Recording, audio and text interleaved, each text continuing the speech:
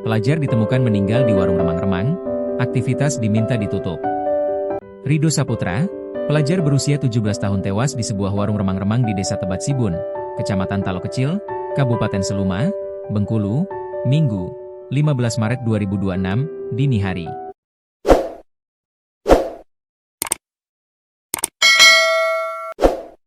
Rido tewas usai ditusuk menggunakan senjata tajam.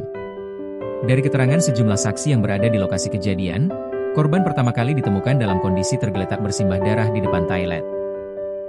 Menurut keterangan salah seorang pengunjung, korban ditemukan sudah tergeletak bersimbah darah di depan toilet warung remang-remang. Korban mengalami 2 luka tusuk di bagian dada depan dan di bagian dada samping kiri. Kepala Desa Tebat Sibu, Wekadin Saputra, saat dikonfirmasi, Minggu, 15 Maret 2026, malam. Luka yang dialami korban cukup parah, yakni 2 luka tusuk di bagian dada depan serta di bagian tulang rusuk sebelah kiri. Setelah kejadian tersebut, pihak keluarga bersama warga sekitar langsung membawa korban ke fasilitas kesehatan terdekat untuk mendapatkan pertolongan medis. Korban kemudian dilarikan ke Puskesmas Mas Mambang. Namun, setelah dilakukan pemeriksaan oleh tim medis, korban dinyatakan telah meninggal dunia akibat luka yang dideritanya. Pihak kepolisian masih melakukan penyelidikan untuk mengungkap pelaku penusukan serta motif yang melatar belakangi kejadian tersebut.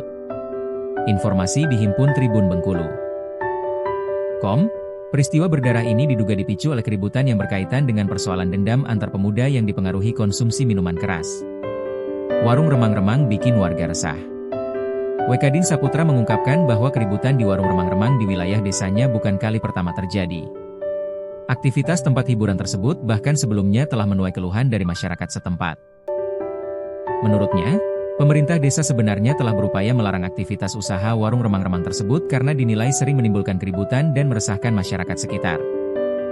Namun, larangan tersebut tidak diindahkan oleh pemilik usaha yang tetap menjalankan aktivitasnya di kawasan perkebunan kelapa sawit yang tidak jauh dari permukiman warga. Pemerintah desa sudah pernah melarang usaha seperti itu karena sering menimbulkan keributan. Tapi tidak digubris oleh pemiliknya, kata Wekadin. Pihak pemerintah desa sebelumnya telah menyurati pemerintah Kabupaten Seluma agar mengambil langkah tegas terhadap aktivitas usaha yang dinilai berdampak negatif bagi masyarakat tersebut. Menurutnya, keberadaan warung remang-remang tersebut juga menjadi perhatian karena banyak pengunjung yang datang masih berstatus pelajar. Kami sudah pernah menyurati pemerintah daerah agar ada tindakan tegas, karena tempat seperti itu sering menimbulkan keributan dan banyak pengunjungnya masih pelajar, ucap Wekadin. Kades Tebat Sibun berharap pemerintah daerah dapat mengambil langkah konkret untuk menertibkan tempat usaha yang dinilai meresahkan masyarakat.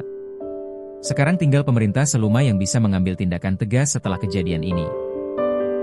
Maunya kami, warung remang-remang ini segera dibongkar dan ditutup, sampai Wekadin.